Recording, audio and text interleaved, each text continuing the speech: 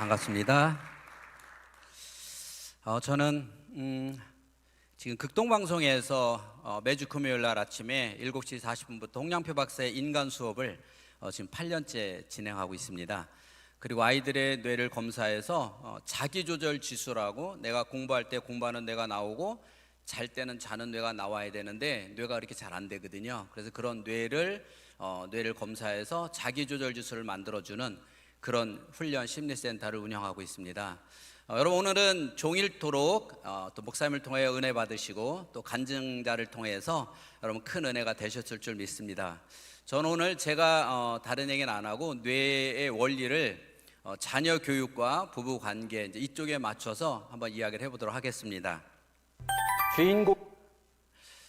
우리가 성경에서 10계명 중에 이제 첫 번째 계명을 보면 뭔가라고 한번 보면 되는데요.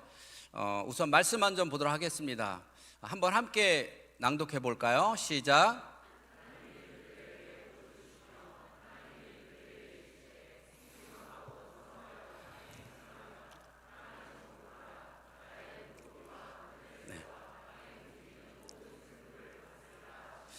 네, 이게 하나님이 인간을 창조하고 나서 가장 먼저 우리에게 주신 복이 생육하고 번성하랍니다. 그게 우리 인간을 만들고 첫 번째 복이거든요. 그러면 생육하는 뭡니까? 낳아서 기르라. 그렇죠? 어떻게? 낳아서 기르는데 어떻게 길러야 되느냐라고 하는 문제가 있어요. 그때 우리가 10계명에 하나님은 어떻게 기르는지를 알려주셨습니다. 자, 첫 번째 계명 한번 해볼까요? 시작. 자, 신앙교육이죠. 철저하게 나 외에 다른 신을 섬기지 말라만 잘 되면 우리는 2계명, 3계명, 4계명은 우리하고 별로 관련이 없어요. 내가 하나님만 섬기는데 어떻게 우상을 만들 것이며 그 뒤에 3, 4가 나올 수 있겠습니까? 자, 첫 번째는 이렇게 자녀를 신앙적으로 잘 키워야 됩니다. 또 신앙적으로 잘 키우는 게 뭡니까? 인간에게 주신 다섯 번째 가장 중요한 계명이죠. 뭔가 보겠습니다. 시작. 네, 이겁니다. 하나님을 잘 섬기게 하고 부모를 공경하게 하고 이게 생육하고 번성하라요. 근데 우리는 어느 날부터 이걸 놓친 거예요. 내 부모를 공경하라는 단어가 요즘 아이들에게 어색하게 들립니다. 어색하게 들려요. 저희 큰아들이 이제 40인데 이제 결혼한 지 작년에 결혼을 했어요. 그래서 며느리하고 둘째하고 이제 이렇게 식사를 하면서 너네들은 참 복됐다. 오늘 같은 날 우리 같이 식사할 수 있는 게 얼마나 복이냐 했더니 큰 며느리가 어머니가 복이에요. 딸 같은 며느리 그랬더니요. 요즘 딸 같은 며느리나 하지 마세요. 저희 엄마한테 엄청 함부로 해요. 요새 딸 가진 엄마들은요 다 딸들한테 시집살이 당해요. 이렇게 얘기하더라고요. 효도라고 하는 단어가 이미 우리 주변에서 살아난 지 오래됐습니다. 그러면 부모 말을 안 듣는다, 이미 영적으로 끝난 거라는 거죠.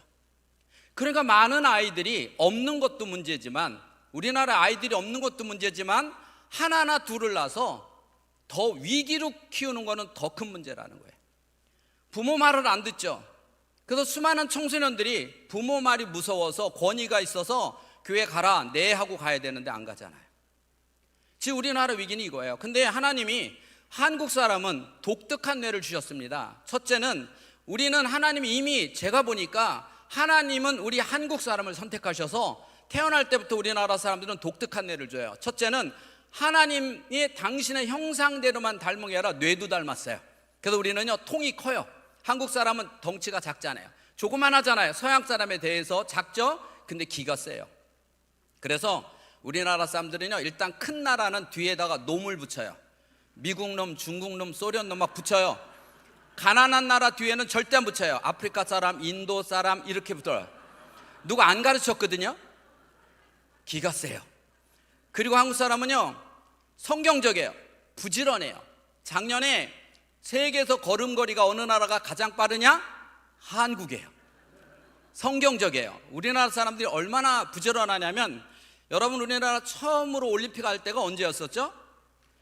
그 당시에 흑백 카라멜에서 TV가 칼라로 바뀌는 이 시기에 우리나라에서 올림픽을 했어요. 처음으로 TV를 통해서 와, 한국 세상이 넓다를 한국 사람이 처음으로 알았어요. 그러니까 뭐 가고 싶잖아요. 그래서 미국을 가고 싶은데 비자를 내줬어요, 안 내줬어요? 안 내줬어요. 그래서 막 비자 내주는 브로커도 있고 막 그래가지고 처음으로 그런 미국 사람이 조건을 걸었어요. 단체 비자. 그래서 90년대 초에 한국 아줌마들이 50명씩 떼지어서 미국을 간 게 90년대 초반이에요. 신기한 건요, 한국 아줌마들만 가면 그 마을의 식당들을 다 이렇게 써붙여요. 한국 관광객 음식값 40% DC, 10%도 아니에요. 40%. 일본 사람 안 빼줘요, 중국 사람 안 빼줘요. 한국 관광객만. 왜 그러냐고 물어봤더니요, 한국 아줌마들이 50명씩 떼지어 들어와서 스테이크를 20분 만에 먹고 떼어나간대요. 완전히 기절을 하는 거예요. 2시간도 아니고 50명이 20분 만에 다 먹고 떼어나가요. 더 놀라운 사실은요, 마지막 한 조각 입에 넣고 씹으면서 막 쫓아간대요. 어떻게 안 빼주냐고요.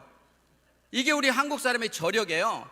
요즘에도요, 여행 가서 보면 한국 사람은 표가 나요. 일단 패션처럼 입어요. 그리고 차에서 내리면 달립니다. 왜 이렇게 뛰나 봤더니 좋은 자리에서 사진 찍으려고요. 그리고 차 타면 전부 자요. 사진을 500장 찍어 옵니다. 나중에 한국에 와서 사진 보면서 그러죠. 야, 우리 여기 갔었냐? 이러고 물어봐요. 우리는 여행이 아니라 거의 유격 훈련 수준입니다. 휴양지에서 가만히 누워있으면 돈 아까워서 절대로 안 돼요. 여행이 아니에요. 새벽 5시에 기상입니다. 11시 반에 취침입니다. 이게 무슨 여행이에요? 노가다로 가는 거죠. 이게 우리 한국 사람의 저력이에요.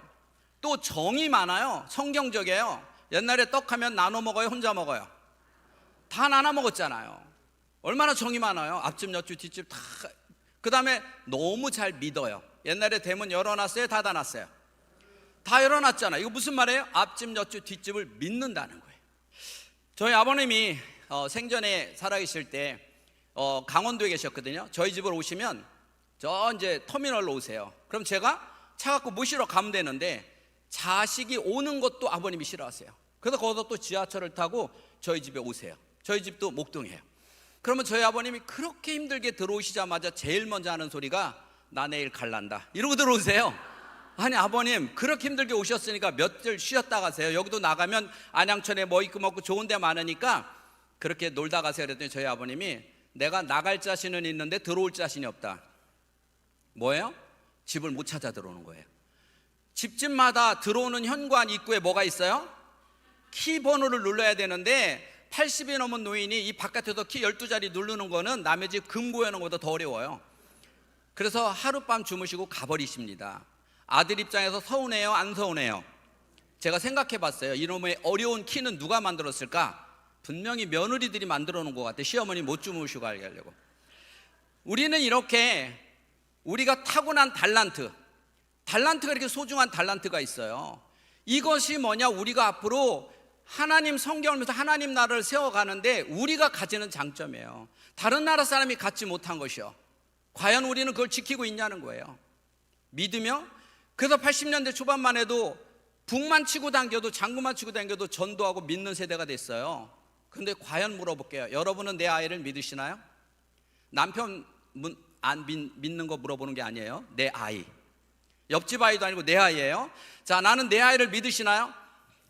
난 손 들어보세요. 난 믿는다. 여기 외에는 확실히 다르네. 수준이 있어. 그래서 자식이 결혼하면 재산 전부 등기해 줄 거죠? 왜 웃으세요? 믿는다면서요. 그럼 돈만 빼고 다 믿어요? 제가 생각해 봤어요. 우리 아들이 결혼했는데 내가 집 하나 있는 거를 등기해 주고 나서 과연 내 돈처럼 죽을 때까지 갖다 쓸 수 있을까? 믿음이 없어요. 믿는 것 같은데 냉정하게 생각해 보면 우리는 어느 날부터 부모가 자식도 못 믿는 세상이 돼버렸어요. 형제가 못 믿어요. 그래서 부모가 돈만 남기고 죽으면 법정 싸움합니다. 근데 우리는 그런 민족이 아니거든요. 이 소중한 걸 우리는 잃어버린 거예요. 저희 아버님은요 20에 결혼하셨답니다. 자, 20이면 철이 없을 때죠. 철이 없어요. 근데 저희 할아버지는 20살밖에 안 된 저희 아버지에게 재산을 다 줬다는 거예요. 무슨 말입니까? 부모가 자식을 100% 믿은 거예요. 이때 동생들이 6이나 있었어요. 동생 중에 누구도 나 형을 못 믿어, 빨리 데리고 공증서, 이런 동생이 있었을까요? 없어요. 저희 아버님 어머님은 20에 결혼하셔서 그 재산을 가지고 동생들을 다 가르쳤어요. 때가 되면 적당한 재산을 떼어서 장가 보내고 시집 보내면서 이렇게 사신 세대가 우리 부모님 세대예요. 근데 우리 부모님은 어떤 생각이 했냐면 나는 이렇게 살았지만 자식 새끼만큼은 사람답게 살게 해야지. 그래서 한양으로 올려보내서 공부시킨 가장 앞세대가 60대 아마 중후반일 겁니다. 뭐 만들려고요? 사람다운 사람 만들려고요. 그 사람다운 사람이 뭘까요? 부모님께 효도하는 사람, 첫째. 둘째, 형제지간에 우애 있게 지내는 사람. 세 번째는 사회성이 좋아서 동네에서 욕 먹지 않는 사람. 그리고 우리 부모님 농사지어서 힘들게 살았잖아요. 너는 깔끔한 직장생활 했으면 좋겠다. 이런 소박한 꿈을 가지고 자식을 한양으로 올려보낸 것 같아요. 제 생각에는 그런 것 같아요. 맞는 것 같죠? 제가 아들이 둘이 있다고 가정해 볼게요. 큰아들은 사람다운 사람 만들려고 한양으로 보냈어요. 둘째는 너무나 형편이 어려워서 농사지어서 형 뒷바라지 했어요. 형이 대학 나오고 좋은 데 취직했어요. 자, 어느 날 보니까 누가 부모 모시고 효도하면서 사람처럼 살을까요? 형일까요? 둘째일까요? 근데 강의도 안 듣고 어떻게 하세요? 사람다운 사람 만들려고 한양으로 보냈으면 최소한 가만히 서 있는 동생보다는 나아야죠. 동생보다도 못난 사람이 돼 있더라는 거예요. 다시 말해서 공부를 하는 놈은 많이 시키면 많이 시킬수록 싸가지 없는 놈이 된다. 이 얘기죠? 학교 보내지 마세요. 왜 공부는 시켜가지고. 공부가 나쁜 게 아니라 어떻게가 잘못된 거죠. 어떻게 잘못됐어요. 저희는 어렸을 적에 저희 아버님은 교회를 다니시면서 종갓집의 종손이에요. 제사 지내면서 1년에 10번 제사 지내면서 또 신앙생활을 하셨어요.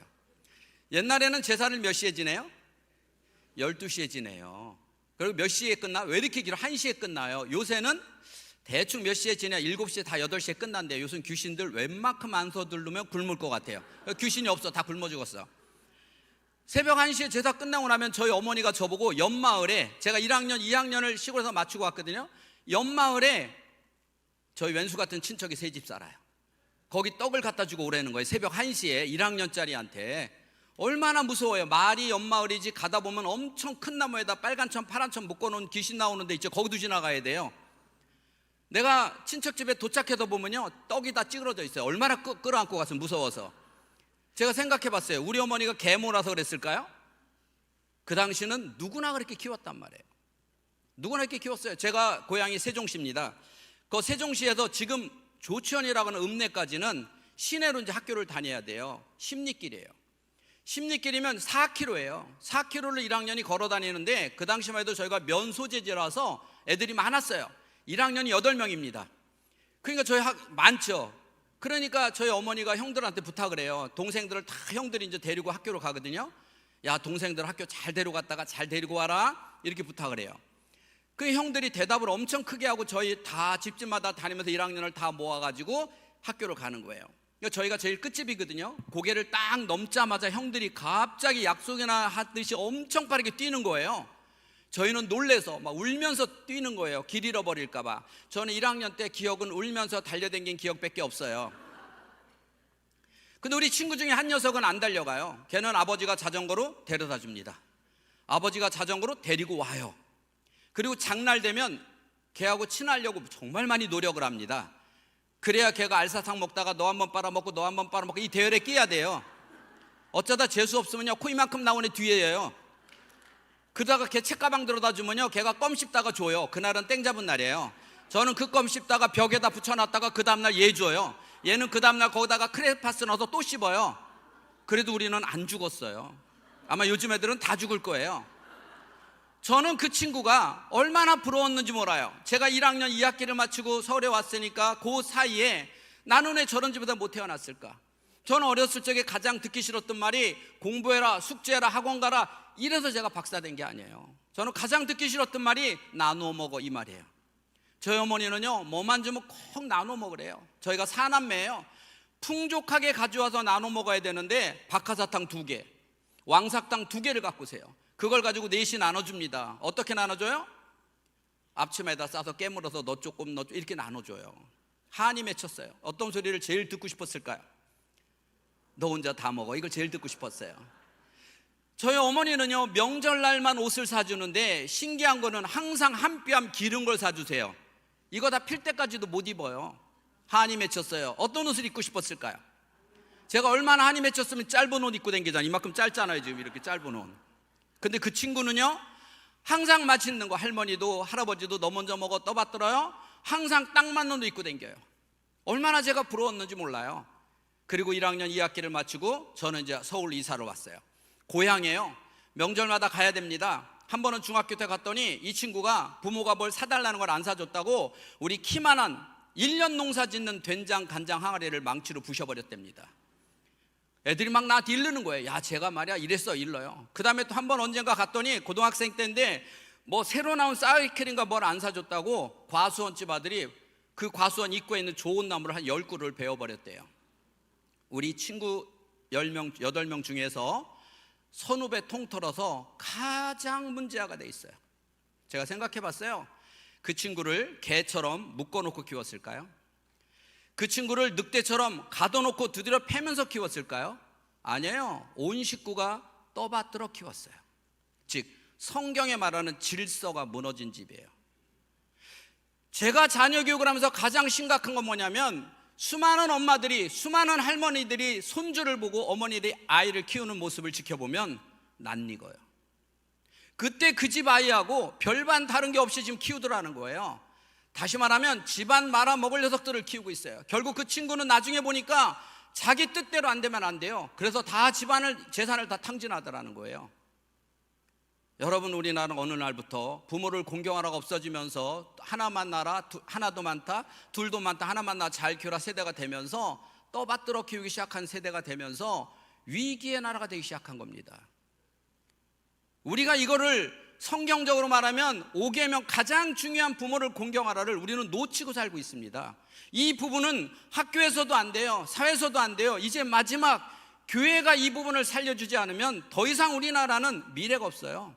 부모를 공경하지 않는 애들은 선생님의 말씀을 듣지 않죠. 선생님의 말씀을 듣지 않는 애들이 문제하죠. 그런 아이들이 사회에 나오면 직장 상사의 말을 공경할까요? 있을 수가 없죠. 가장 기본 하나님이 원하는 것은 질서의 하나님이십니다. 이 질서가 무너진 거죠. 여러분 혹시 이런 사람의 뇌 교육은요 아주 단순한 겁니다. 인간은요 모든 동물을 포함해서 인간은 본능에 충실하고 싶은 생각이 들어요. 그럼 동물의 본능은 뭘까요? 배부르면 쉰다 이거예요. 배부르면 아무것도 안 하고 싶어요. 그런데 몸은 음식을 먹고 살지만 뇌는 도파민을 먹습니다. 배부르면 쉬는 거예요. 그래서 우리 인간은 배부르면 쉬고 싶은데 하나님이 인간을 창조할 때 이마 하나를 더 만들었어요. 여러분 모든 동물들 중에서 혹시 이마가 있는 동물이 있나 생각해 봐요. 이마는 유일하게 하나님이 인간과 동물을 구별하는 데 쓰신 뇌가 이마예요. 고릴라나 원숭이나 침팬지는 눈썹 위에 머리카락이에요. 이마가 없어요. 걔네들이 이마가 있으면 큰일 납니다. 사람하고 똑같아져요. 이마가 없어요. 그럼 이마가 하는 일이 뭐냐는 거죠. 얘가 생각하고 행동하는 일이에요.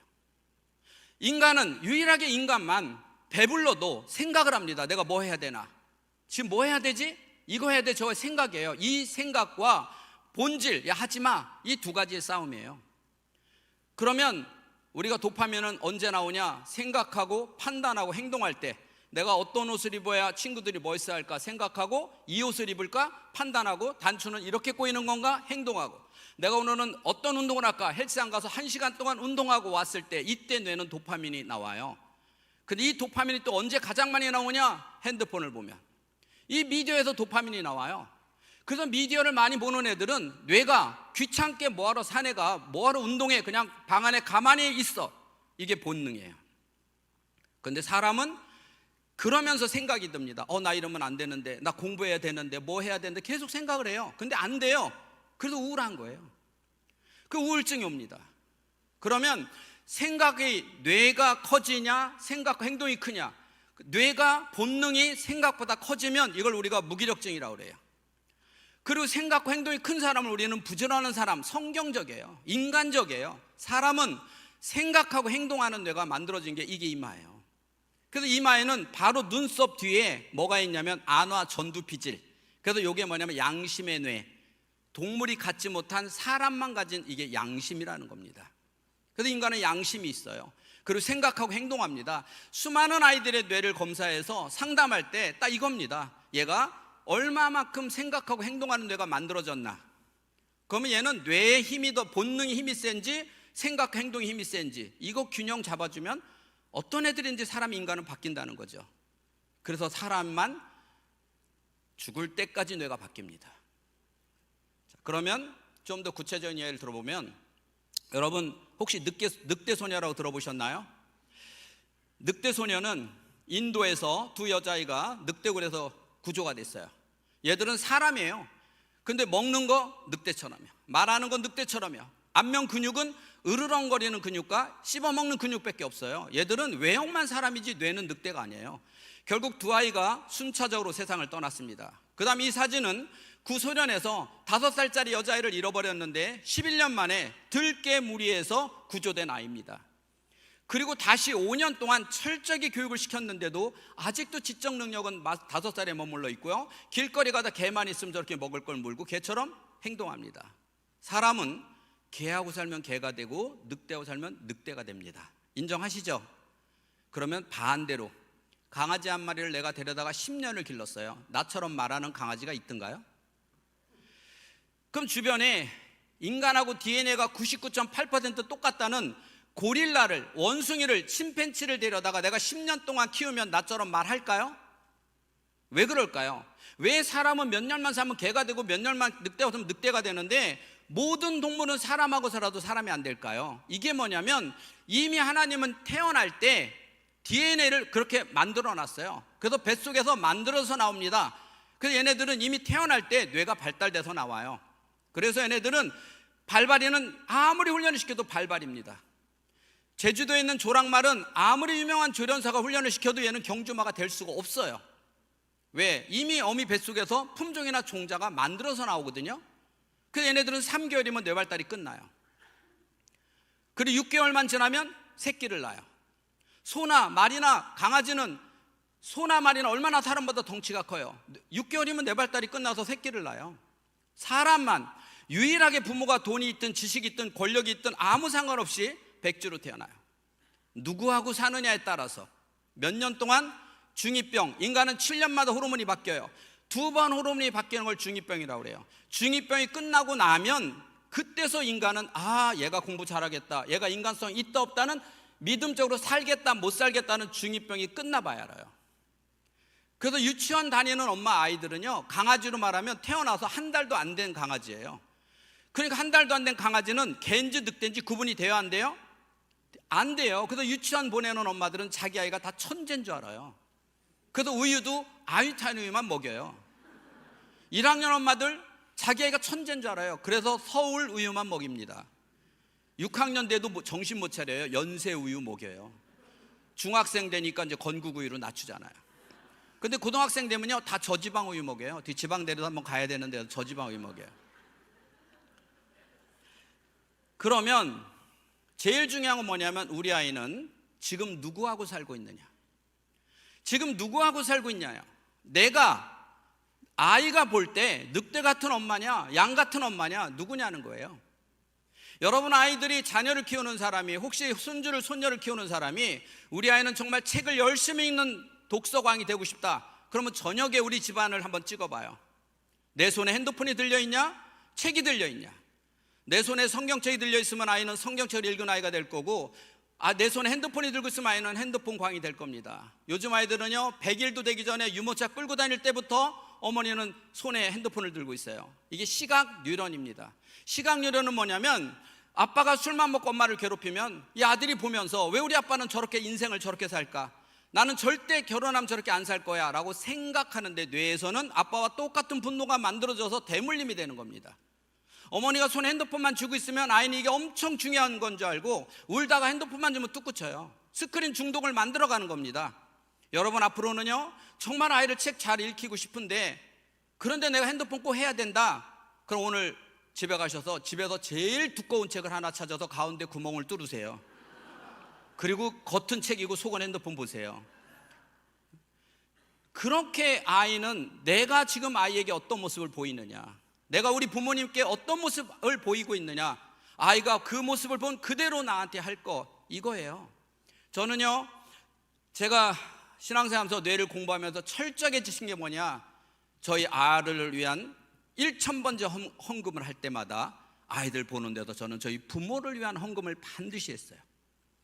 아이 헌금을 많이 하지만 부모 헌금한 사람은 드물어요. 여러분, 내가 부모를 위한 감사 헌금을 꾸준히 해보세요. 우리 아이가 나를 위한 헌금을, 섬김을 꾸준히 합니다. 여러분, 잘 생각해 보라는 거예요. 이게 진리예요. 우리 인간은 7년마다 호르몬이 바뀝니다. 그걸 첫 번째 미운 7살, 중2병, 그 다음에 21을 청년기, 장년기 호르몬이 바뀌면서 뱀이 허물을 벗듯이 7년마다 허물을 벗어버려요.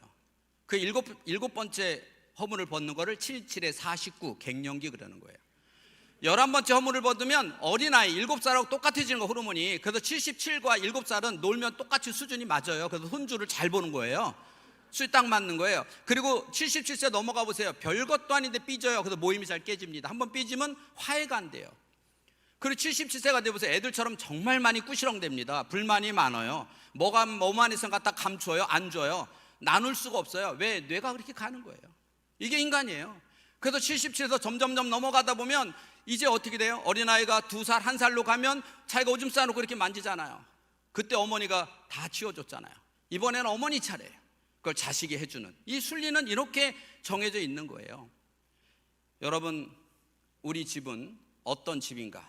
근데 인간은 중요한 게 뭐냐면 내가 누군지 몰라요.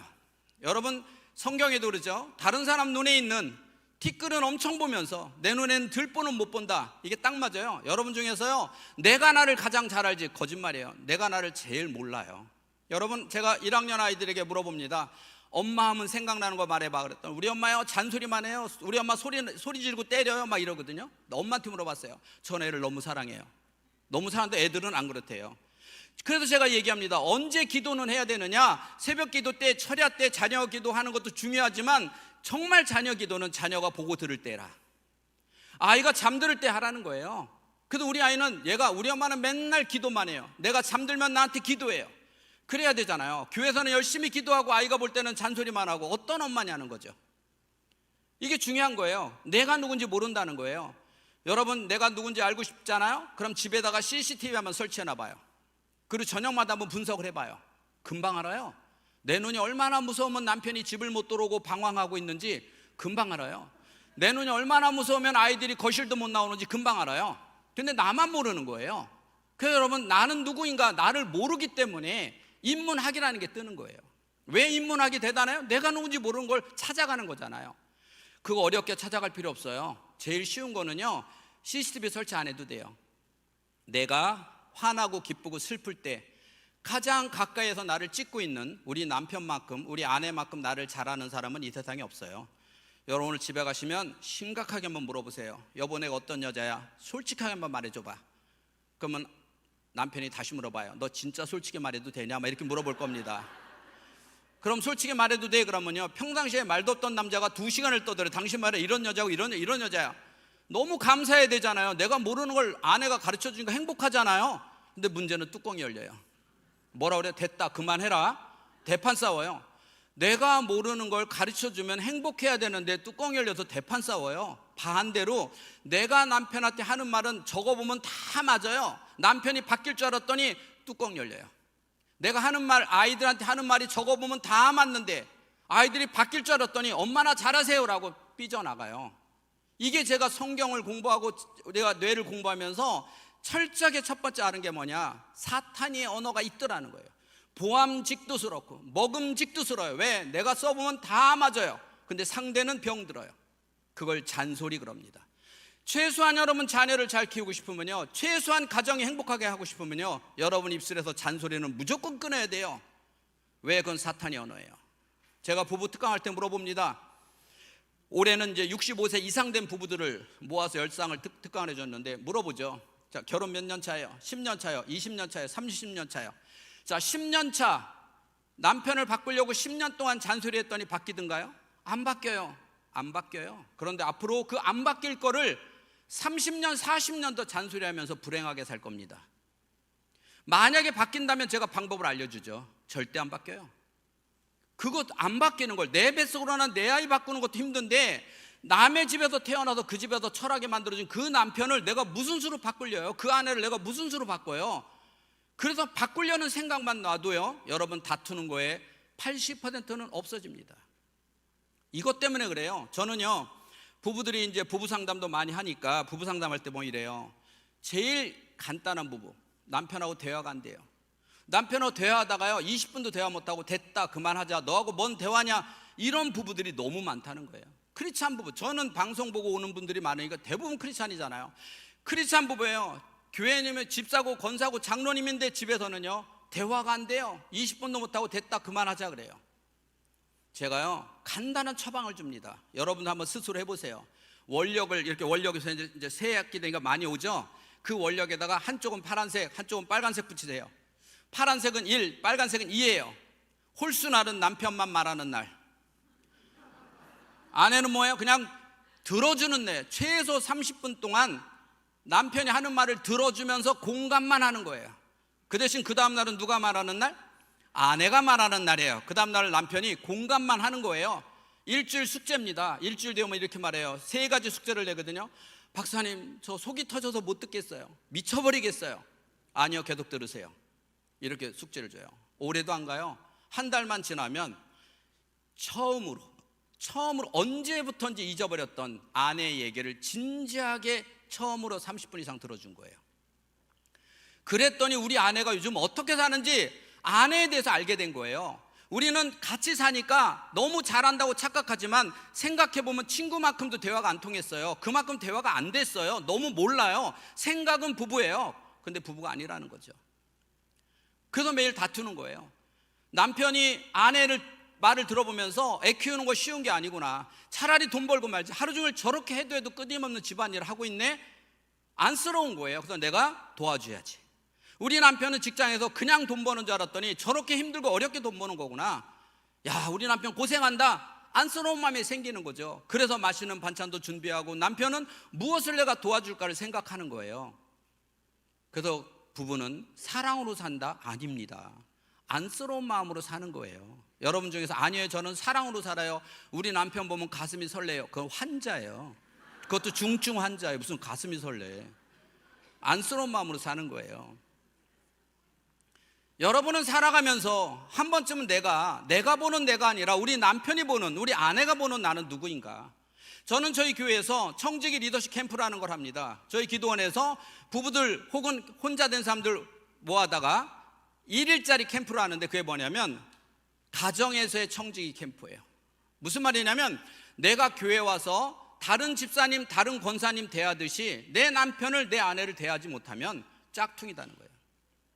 내가 교회에서 다른 아이 대하듯이 우리 아이를 대하지 못하면 짝퉁 집사예요. 그거를 하루 종일 1박 2일 동안 하면서 나는 뭐가 문제였나, 나는 뭐가 문제였는지를 그날 마지막 밤에 글로 쓰면서 다짐을 하고 나서는 그 다음에 집에 가서 일주일 동안 그렇게 실험을 해보는 거예요. 그리고 그 그룹이 다시 만나서 한 주에 한 번씩 내가 어떻게 변화를 하고 있는지를 계속해서 일주일에 한 번씩 해서 3개월만 되면은 집안이 바뀌어요.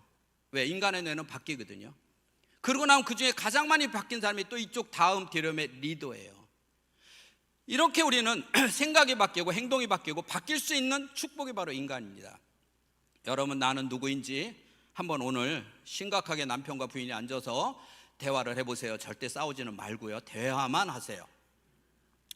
여러분, 뉴럴 커플링이라는 게 있는데요, 이게 무슨 말이냐면 내가 어떤 사람의, 목사님의 강의를 계속 들으면 그 사람처럼 된다는 건데, 이걸 누가 제일 잘 써먹냐. 여러분, 우리 교회마다 대부분 이런 거 써놓습니다. 신천지 출입금지 써놓죠.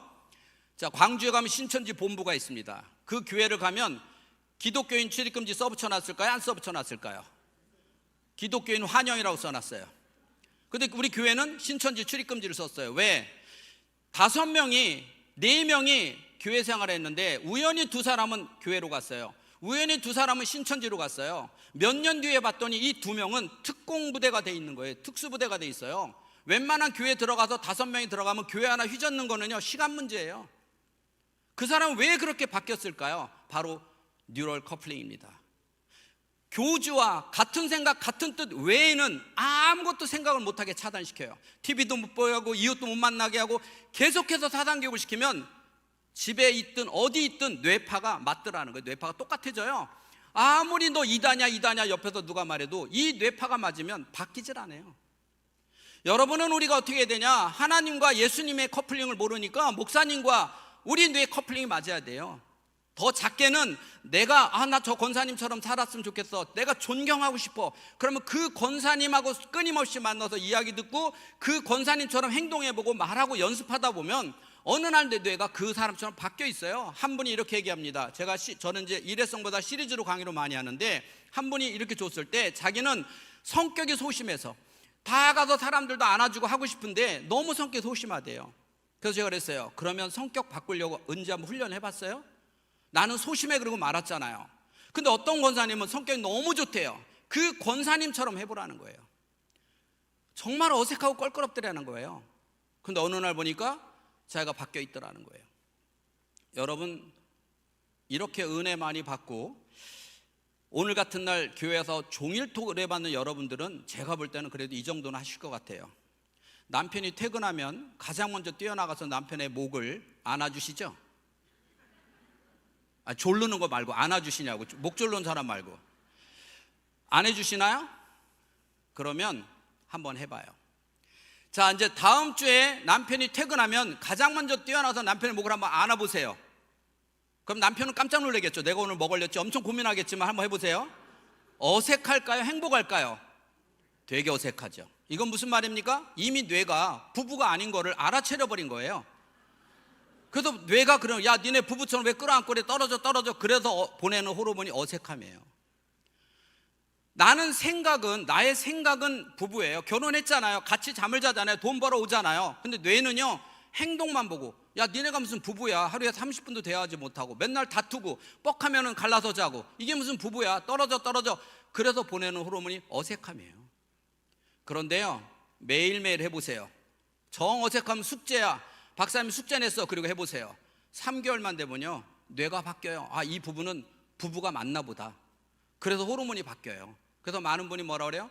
박사님, 저는 다시는 저의 아내하고 이런 감정 못 느낄 줄 알았어요. 저는요, 생각을 바꾸는 사람이 아니에요. 시리즈를 통해서 사람이 바뀌는 걸 알았어요. 그게 뭐냐?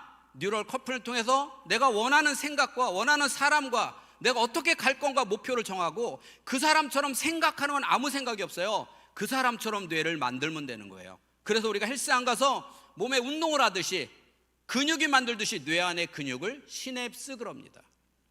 여러분, 뇌 안의 시냅스는 끊임없이 만들어지고 끊임없이 없어집니다. 3개월만 안 쓰면 없어지고요, 3개월만 노력하면 우리가 시냅스가 만들어지는데 그걸 뭐라고 말하냐면 습관 들었다. 공부하는 습관 최하 3개월에서 6개월, 책 읽는 습관, 기도하는 습관, 새벽 기도하는 습관, 이 습관을 만드는 데는 뇌 안에서 3개월 내지 6개월 걸려요. 자, 그러면 쉽냐? 어려워요. 우리가 헬스장 가면 계속해서 힘들지만 습관이 들면 덜 힘들다는 거죠. 이렇게 우리가 힘이 들면 힘들지만 새벽 기도하는 습관, 공부하는 습관이 길들이면 어렵긴 어렵지만 덜 어렵다는 거예요. 그래서 이길 수가 있는 힘이 생기는 거죠. 이게 유일하게 인간이 가진 가장 큰 장점입니다. 1000억 개의 뉴런이라는 걸 인간은 하나님이 공평하게 주셨어요. 1000억 개의 뉴런을 가지고 우리는 세상을 살아갑니다. 그래서 내가 어느 쪽에 정말 많이 생각이 아니라 훈련하느냐, 물론 훈련하려면 생각이 따르고 그다음 훈련이겠지만 생각하고 훈련하느냐에 따라서 끊임없이 뉴런에서는 가지를 계속 뻗습니다. 가지를 뻗으면 나중에 가지와 가지가 이렇게 만나는 꼭지점이 생겨요. 저렇게 생겨서 뉴런이라는 게 가지를 뻗는데, 가지를 계속 뻗으면 하나가 저렇게 신경세포들이 서로 만납니다. 저게 만나는 자리가 이렇게 붙어 있지 않고 떨어져 있어요. 저 시냅스라는 게 만들어지는데요, 시냅스가 만들어지는 게 바로 이 부위입니다. 저 위에 만나는 부분, 이게 시냅스예요. 그러면 시냅스가 붙어 있는 줄 알았더니 저렇게 떨어져서 정보를 주고받더라는 거죠. 그런데 저게 3 내지 어떤 건 6개월 정도, 어떤 건 3개월에 만들어져요. 저렇게 만들어지면 습관 들었다. 그럼 저 사이가 약간 떨어져서 정보를 주고받는 통로가 만들어지면 공부하는, 즉 영어 단어를 꾸준히 외우면 저런 시냅스가 100개 만들어진 애가 200개 만들어지면 훨씬 빨리 단어를 외우고 단어 외운 걸 오래 저장하겠죠. 예를 들어서 이렇게 우리 뇌는 끊임없이 만들어지는 겁니다. 그리고 버리고 나면, 정보를 주고 나면 나머지는 옆으로 전류가 새는데 그 전류를 찍은 거를 뇌파학을 해요. 그 뇌파를 찍어보면 우리 어머니가 나 임신했을 때 받은 스트레스도 뇌 안에서 다 나와요. 지금 시대가 이렇게 좋아져 있습니다. 그래서 내가 참을성이 없구나. 뇌력이 약하니까 낮에 애가 뇌력이 약하니까 밤만 되면 맨날 졸아요. 몸은 건강한데 뇌에 힘이 없으니까 공부하라 그러면 맨날 졸아요. 어떤 엄마는 뇌력이 약하니까 저녁만 되면 막 정신력으로 뻗팅기니까 예민해져요. 오전에는 좋은 엄마, 오후에는 나쁜 엄마. 왜? 뇌에 힘이 없으니까. 이렇게 우리는 뇌를 통해서 알아볼 수 있다는 거죠. 사람의 뇌는 좌뇌와 우뇌로 이렇게 두 개가 나눠져 있습니다. 가운데는 전깃줄이 연결되어 있어요. 이 전깃줄이 여자가 남자보다 1.5배가 두꺼워요. 그래서 여자들은 두 가지를 잘해요. 그래서 보면요, 어떤 걸 특히 잘하냐, 대부분 여자들은 운동신경이 없어요. 그런데 보면 여자들이요, 운전하고 가면서 막 눈도 바르는 여자가 있어요. 그래도 안 찍혀요. 그리고 여러분, 운전하면서 핸드폰 조작 잘하는 사람은 여자예요. 부부가 앉아서 저녁 먹으면서 TV 봐요. TV 어떤 사건 터져요. 남자들은 대부분 밥 먹다 말고 멈춰요. 야, 큰일 났다. 그럼 여자는 뭐라 그래요? 먹으면서 봐. 남자는 못 먹으면서 봅니다. 이게 여자는 쉬워도 남자는 어려운 거예요. 특히 여자들은요, 언어뇌가 양쪽에 있어요. 남자는 말하는 뇌가 좌측밖에 없어요. 남자는 하루에 12,000단어를 말하거나 들으면 기가 다 빠져요. 여자들은 25,000단어를 말하거나 듣지 않으면 잠이 안 와요. 평균 하루에 남자들이 직장에서 몇 단어 쓰냐? 10,000단어 내외를 써요. 그러니까 남자들은 집에 갈 때 언어가 없어요. 전국 단어가 100개면 2개 남았어요. 이 2개 가지고 겨우 집에를 가요. 근데 아내는 아직도 12,000단어가 남았어요. 남편 퇴근하자마자 너 잘 만났다, 그때부터 말 시켜요. 남편이 말 때 후회 안 해요. 그래서 하나님이 여자에게 준 가장 큰 선물이 핸드폰이에요. 여자 핸드폰 잡으면 2시간 써 떨어요. 끊을 때 뭐라 그래요? 야, 우리 중요한 얘기는 만나서 하자. 그러고 끊어요. 그 다음날 만나서 커피숍에서 2시간 써 떨어요. 집에 갈 때 뭐라 그래요? 내 집에 와서 전화할게, 또 이러고 가요. 남자들은 말만 시키면 결론만 말해라 그러잖아요. 제가 보니까요, 성경적으로 볼 때 진짜 여자 뇌가 남자보다 뛰어납니다. 제가 질투나잖아요. 제가 왜 그런가 조사를 해봤어요. 그랬더니 제가 결론을 냈어요. 하나님이 인간을 창조할 때 남자를 먼저 창조했을까요? 여자를 먼저 창조했을까요? 바로 이거예요. 어떤 제품이든 먼저 만드는 거는 실패 위험이 커요. 그래갖고 다시 만드는 걸 뭐라 그래요? 신제품. 그럼 뭐가 실수를 했냐? 재질의 선택에 실수를 했어요. 남자는 재질이 뭐예요? 흙은요, 이만하게 벽돌로 만들어 놓으면 커 보이고 단단해 보이지만 물에다 넣으세요. 이건 금방 풀어져요. 여자는 재질이 뭐예요? 뼈도 그냥 뼈도 아니에요. 가장 질긴 무슨 뼈? 갈비뼈예요. 그 갈비는 4시간은 과야 풀어져요. 그래서 보세요. 지금도 남자들 가보세요. 찜질방이나 사우나 가면 남자들은 30분이면 기어 나와요. 40년 묵은 뼈는 한 4시간씩 있다 와요. 42도가 넘는 그 뜨거운 물에 들어가 있다가 18도도 안 되는 물로 뛰어 들어가도 안 죽는 동물은 여자밖에 없어요. 제가 생각해 봤어요. 내가 하나님이라고 생각하면 남자를 멋지게 만들고 싶었는데 하다 보니까 신제품이 탄생했어요. 하나님이 남자한테 미안할까요? 안 미안할까요? 그 안에 명령을 내린 거예요. 내가 만들다 보니까 여자를 훨씬 더 잘 만들었어. 그 대신 네가 머리가 되지 마. 명령이야. 너는 돕는 자가 돼. 이렇게 명령을 내린 거예요. 이게 순리예요. 돕는 자. 그러면 여자가 나와 남자와 동등한 선에 돕는 자가 되라는 거예요. 여성 상위 시대가 되면 성경적으로 안 맞다는 거예요. 동등한. 이게 하나님의 섭리예요. 근데 요즘에 보니까 젊은이들은 바뀌었어요. 질서가 바뀌었어요. 위기의 나라가 되고 있습니다. 좌뇌형인 사람은 어떤 사람이냐? 회계를 좋아해요. 정확하게 맺었습니다. 약속 반드시 지켜야 돼요. 이런 사람은 좌뇌형이에요. 우리 오른손잡이 왼손잡이 있듯이 그럼 오른쪽 뇌를 많이 쓴다. 예술가들이 많죠. 정적이고요, 급한 일을 우선순위로 하고요, 일을 한 번에 후다닥 치우고요, 체계적이지 못하지만 예술적으로 감각이 뛰어나죠. 약속 못 어길 수도 있죠. 여행을 가면 좌뇌적인 사람은 완벽하게 계획을 세우고 가야 돼요. 우뇌적인 사람은 그냥 가야 재밌어요. 스릴도 있고. 이게 좌우뇌 편차 다른 거예요. 자, 여러분, 내가 물어보니까 나는 약간 좌뇌 같다면 손 들어보세요. 나는 좀 우뇌 같다면 손 들어보세요. 예. 좌뇌는 단점이 뭔지 아세요? 그 대신 고지식해요. 고집이 세요. 자, 그럼 내가 좌뇌야. 나는 고집이 세. 근데 우리 남편은 나보다 더 좌뇌를 만났어. 나보다 고집이 더 세. 자, 이렇게 만났어요. 행복할까요? 불행할까요? 이게 가장 행복한 부부예요. 여러분, 살아보니까 부부는 맞아서 싸워요? 안 맞아서 싸워요? 이 부부 얼마나 잘 맞아요. 부인이 빗자루 잡아요? 남자 걸레갖고 3시간 닦고 댕겨요. 둘이 앉아서 수건개요? 30cm 작아갖고 딱딱 재면서 개요. 둘이서 1시간 만에 수건 7장씩 깨놓고 앉아있어. 남들이 볼 땐 깝깝하지만 두 사람은 일생에 싸울 일이 없어요. 그런데 하나님은 왜 우리 인간을 이렇게 못 만나게 했을까요? 딱 하나예요. 생육하고 번성하라. 여러분 중에서 나는 우리 애가 이 다음에 커서 더도 말고 덜도 말고 나 같은 인생을 살았으면 좋겠어요가 있나요? 아니면 나보다는 낫으면 좋겠어요? 이게 본능이에요. 하나님이 주신 본능이에요. 근데 내가 고집이 세, 우리 남편 더 고집이 세. 이 집에서 누가 태어나요? 한번 생각해보면 누가 태어나요? 사람도 아닌 게 태어나요. 여러분, 연애가 뭔지 아세요? 나하고 가장 성격이 안 맞는 남자 찾아다니는 게 연애예요. 내가 마음이 여리면 강한 사람, 소극적이면 적극적인 사람, 돈을 못 쓰면 펑펑 쓰는 사람, 내가 고지식하면 얼렁뚱땅하는 사람, 내가 목소리 작으면 큰 사람, 이 세상에서 나하고 가장 성격이 안 맞는 사람이 나타나면 뇌에서 이상 호르몬이 나와요. 그걸 우리는 쉽게 말해서 뭐라 그래요? 맛이 같다 그러는 거예요. 그래서 시집 가시는 거예요. 그 결혼하고 나서 보니까 맞는 게 있어 없어? 1도 안 맞아요. 주택복권이에요. 어따 하다 맞으면 500원짜리예요. 절대 안 맞습니다. 그 좌뇌적인 사람, 우뇌적인 사람은요, 주말에 TV 보다가 야 멋있다 그러면 우뇌적인 사람은 즉흥적이에요. 야 짐 싸 그냥 바로 떠나요. 좌뇌적인 사람은 설악산 갈 때까지 잔소리해. 이 인간아 어디 가서 잘래? 뭐 먹을래? 계획이 있다 없다. 그러니까 둘이 가다가 그냥 유턴해버려요. 그 부부는 살아보니까요, 해당화가 부부예요. 해당화, 이게 뭐예요? 해가 갈수록 당신하고 대화만 하면 화가 치밀어. 이게 부부관계예요. 근데 우네끼리 만나봐. 대책이 없어요. 여보 우리 해외여행 가자. 애 학교는 제껴. 막 한 달씩 가요. 여러분, 가장 안 맞는 내 남편이 복이에요. 가장 안 맞는 내 아내가 복이에요. 이게 하나님이 주신 거예요. 근데 우리는 안 맞는다고 불평을 해요. 나하고 맞으면 우리 아이가 얼마나 심각한 아이가 태어났겠어요. 그래서 우리 부부는 뭐냐? 내가 가진 좌뇌의 장점이 우리 아이가, 우리 아내가 가진 장점의 우뇌를 우리 아이가, 그래서 우리 아이는 나보다 너보다는 좀 더 나은 아이가 이 땅에 태어나기 위해서 나와 너와는 함께 맞춰가는 거예요. 함께 맞춰가는, 그래도 안 맞아요. 이걸 맞춰가지 절대 맞을 수가 없어요. 부부는 안 맞아요. 맞춘다는 자체가, 바꾼다는 자체가 이게 모순이에요. 그러면 어떤 집 아이는, 교회에서도 그렇죠, 그 부모가 대단하지도 않은데 애를 너무 잘 키웠어요. 이분은 어떤 부분이에요? 어려서부터 아이가 보고 듣는 데서 네 엄마 참 대단하지 않냐? 야 아빠 오신다 빨리 나가봐. 이렇게 집안에 잘 엄마의 장점과 아빠의 장점을 서로가 서로에게 이야기할 때 아이가 두 사람의 장점을 가지고 태어나는 거예요. 그렇게 자라는 겁니다. 그러면 여러분, 어떤 사람은 엄마 아빠가 유명한데 자식은 문제가 생겼어요. 어떤 집이에요?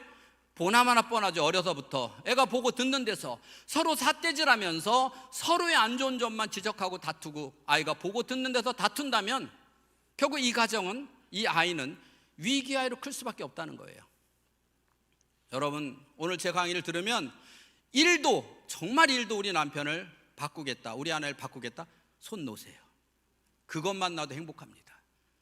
이건 진심이에요. 또 하나, 나는 정말 내가 살아가는 동안에는 내 잔소리를 끊겠다. 그래서 제가 만나는 엄마들은요, 제가 일기장을 줍니다. 저는 시리즈로 하니까 한 달에 한 번씩 엄마들이 저한테 와야 돼요.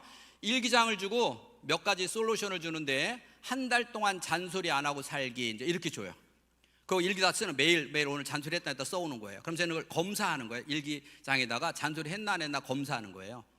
요새는 오래 하다 보니까요, 검사 안 해도 알아요. 눈만 딱 보면 잔소리 했죠 안 했죠 다 알아요. 어떻게 하냐고요? 한 달 동안 잔소리 안 한 엄마는요, 눈이 떼꺼내 갖고 와요. 어떤 엄마 얼굴이 헬쑥해 갖고 와요. 그 제가 어머니 잔소리 안 했죠? 그럼 저한테 이렇게 해요. 박사님 저 미치는 줄 알았어요. 죽는 줄 알았어요. 제가 그러죠. 어머니 자녀 교육은요, 미치는 것만큼 힘든 거예요. 여러분, 부부가 행복한 척하고 사는 거는요, 매일같이 주먹으로 가슴을 치고 이를 부두둑 갈지 않으면, 그 정도 노력하지 않으면 그 가정에 행복이 없어요. 이게 부부가 만들어가는 거예요. 서로 다 제가 요번에 크리스마스 때 저희 아이들에게 제가 극동방송에도 했어요. 이렇게 한번 유튜브 보시면 나올 텐데, 제가 하는 아이들에게 물어봤어요. 크리스마스만 생각나는 게 뭐냐? 선물이요. 작년에는요 메이커 잠바 받았어요. 뭐 했어요? 선물 받은 중고등학생들, 제가 이렇게 얘기했어요. 그러면 올해는 네가 산타클로스 한번 돼보자. 정해봐. 네가 선물을 꼭 주고 싶은 친구 누구죠? 정해. 한 친구가 정했어요. 한 친구를 정했어요. 편지를 씁니다. 그 친구가 뭘 좋아할지 고민하고 선물을 사고 편지를 씁니다. 내가 올해는 산타 할아버지가 되기로 해서 내가 그동안 살면서 가장 선물을 주고 싶은 사람을 골랐는데 그게 너야. 내가 선물을 사고 포장을 하고 이 글을 쓰는 내내 네 생각을 할 수 있어서 얼마나 행복한지 몰라. 부모님께 그동안 부모님을 한 번도 제대로 부모님한테 선물만 받았지, 어머니 내가 올해는 산타로서 어머니 선물을, 엄마 선물을 준비하게 했어요. 엄마가 뭘 준비하는지 보니까 내가 엄마에 대해서 아는 게 너무 없었어요. 그래서 엄마가 뭐를 좋아하는지 모르게 엄마 서랍도 보고 했어요. 그리고 이렇게 내가 오랫동안 엄마 생각해 본 적이 처음이에요. 제가 생각해 보니까 그동안 엄마한테 너무 못한 것 같아요. 자, 아이들에게 물어봤어요. 명품 옷 잠바 받았을 때가 행복하니, 주는 게 행복하니? 모든 애들이 주는 거예요. 주는 게 행복하다는 거예요. 여러분, 우리가 교육은 뭐였어요? 우리 인간에서 운해는 하나님이 주신 뇌예요. 운해는 뭐냐? 기능과 성격이 들었어요. 운해는 두 가지입니다. 기능과 성격. 기능은 두 가지로 나눠져요. 소근육, 대근육, 오리고 찍고 붙이고 춤추고 찬양하고, 이게 운해예요. 거기다 성격 이렇게 합치면 얘가 운해입니다.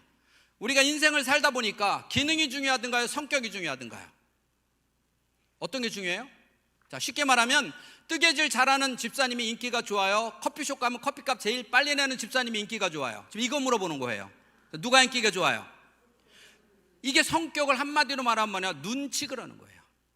여러분, 우리 크리스찬들은요, 이 눈치 교육이 지식 교육보다 뒤지면 눈치 없는 인생을 살아요. 우리 5명이 직장 입사 동기예요. 점심 먹고 나면 우리 5명이 모여서 200원짜리 자판기 빼먹으면서 점심시간 이야기를 나눠요. 근데 우리 동기 중에 하나는 항상 혼자 뛰어나가요. 5,000원짜리 비싼 커피 한 개 다 갖고 와서 혼자 먹고 서 있어요. 걔 미워요, 안 미워요? 근데 걔는 뭐라 그래요? 야, 니네 왜 나만 미워해? 그래요. 사람의 눈을 봐도 이 사람이 왜 나를 미워하는지 몰라요. 그러니까 우리 5명 직장 생활에다 부득이 한 명 잘려야 돼. 누구 잘려? 당연히 걔 잘리죠. 그럼 걔는 왜 잘린지도 몰라. 얼마나 불쌍해요. 땅에서 사람들의 눈을 봐도 그 사람의 마음을 읽지 못한다? 이미 매였어요. 어떻게 하나님의 마음을 읽을 수가 있냐고요. 여러분 생각해 봐요. 제가 여러분을 이렇게 쳐다보면 여러분 마음을 못 읽어요. 근데 제가 강사야, 일주일에 한 번씩 매일 와서 여러분하고 강의를 하면서 한 3, 4개월 쭉 오면 제가 딱 올라오는 순간 여러분이 제 눈을 보고 뭐라 그래요? 야, 오늘 교수님 피곤하신가 봐. 야, 교수님 별로 오늘 기분이 안 좋은가 봐. 알아요, 몰라요? 알죠? 눈을 보면 그 사람 마음을 알아야 돼요. 어떻게 하루에 30분 눈을 보고 대화하지 않으면 절대 내 남편, 내 자식 아니에요. 남편이 퇴근하면서 여보 나 왔어 하고 눈을 딱 보는 순간, 여보 당신 오늘 무슨 일이 있었어? 아니면 우리 남편 오늘 기분이 안 좋구나, 오늘은 기분 좋게 해주자. 우리 아내가 오늘 힘든 일이 있었나? 왜 그러지?